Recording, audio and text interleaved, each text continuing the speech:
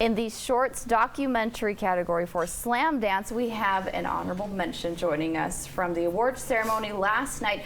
Dolphin Love, and I'm joined by director and producer. We have Kareem Tabsh right here to my right. And then further down, we got Joey Dowd, producer. How are you gentlemen this morning? Good, good morning. Nice to have you here. How has your experience been thus far? I'm sure it's very nice to end it as you did last night. Congratulations. Thank you. By the way, that's Thanks. fabulous. What did you guys think? It's been wonderful. I mean, Yeah. it's Park City is just a fantastic place, and everybody's so excited to have the films and the filmmakers in town. But to kind of end our run at Slamdance with an honorable mention with a bang. Yeah, I like that. Cool. Joey, great. what were your thoughts? Because Kareem, you've been here before. This is your first time. Right, this is my first time out here. Yeah. It's beautiful, and I've had tons of fun, and I've enjoyed. We're from Miami, so it's always hot, so I enjoyed the weather. But yeah, it's been pretty warm. So I know. Oh, I'm glad you understand this, even though you're from Miami. Like, this is. But yeah, Kareem's been here 10 years or so. He's like, this is the first time I've ever can just walk out in a sweater. Wow, Yeah, that's so it's crazy. You would I know. guess we if brought you've the been Miami coming for weather that with long. us. We'll love it. Let's talk a little bit about the plot of this documentary. And this is a situation that takes place back in the 70s. Dolphin Love set up what we have going on here and the main character involved. Yeah, so Dolphin Lover tells the story of Malcolm J. Brenner and his year-long romantic and sexual relationship with a captive bottlenose dolphin at a Florida roadside amusement park. And then how did you guys get in touch with this guy in the first place? Malcolm Brenner, we said Joey. How did this actually come about when you guys met him? Yeah, well, Kareem had found a headline in SF Weekly that was, I believe, this man has sex with dolphin, writes book. You're like, this needs to be a documentary. Yeah, it's like this, that's a pitch right there. So, all right, there you go. Kareem looked him up, and so he was actually in San Francisco, but then we found out that Malcolm was in Florida, and we're in Miami based, and so he was on the West Coast, which is just 2 hours away. And so, yeah, we reached out to him, and he had already written a book, so it was kind of seemed like he was already open about talking about the experience. Right. And yeah, we had a meeting, and we talked, and he trusted us with his story, and we went from there. And let's talk a little bit about this relationship of trust, clearly, that you were able to develop with Malcolm, and kind of his mindset, because back in the 70s, this was, I don't want to say accepted, but it wasn't illegal. But what did you guys perceive from Malcolm in terms of his mindset? Has that changed since this happened decades ago? He still identifies as a zoophile, which is somebody who has both romantic and sexual interests in animals.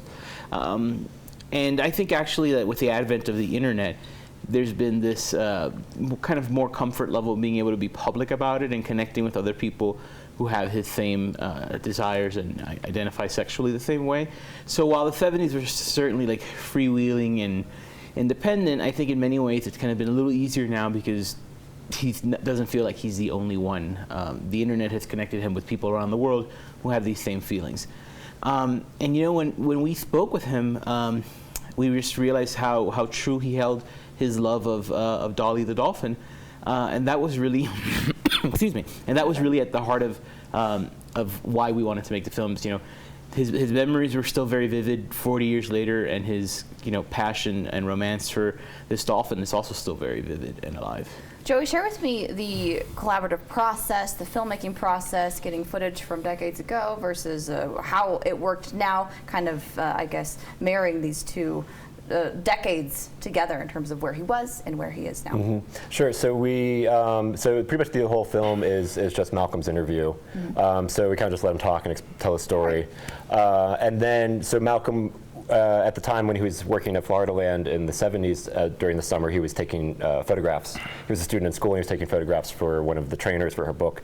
So he was taking a lot of pictures, so he still has all those negatives. We're able to scan the negatives, get all those photos. So he has a lot of photos of him at the time and of Dolly the dolphin. And then we were able to track down a few, Sarasota archives had some old home movies that they had digitized, and then we were also able to get a promo film of the place at the time, because it closed shortly after the story took place.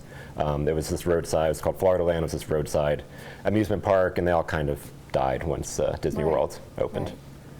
Well, share with me, where do you guys hope to go next after this film, after being here at Slamdance?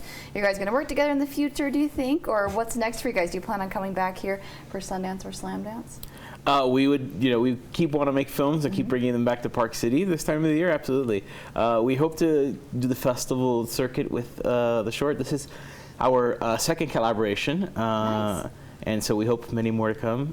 And we've also spent like the last 8 days together, and we haven't like nonstop and You haven't killed haven't, each other. like, nothing's happened yet, so you guys are good. Yeah. That's actually If we a make really it, big deal. it is. I'm If we make it to the airport in like 2.5 hours, then we're with You're fame. like, this is a win. Yeah, This exactly. is awesome. We should work together again. And yeah, that, I would agree with that. That is a good That's an ultimate test. Park City measurement. is the ultimate test of. Sure. Yeah, exactly.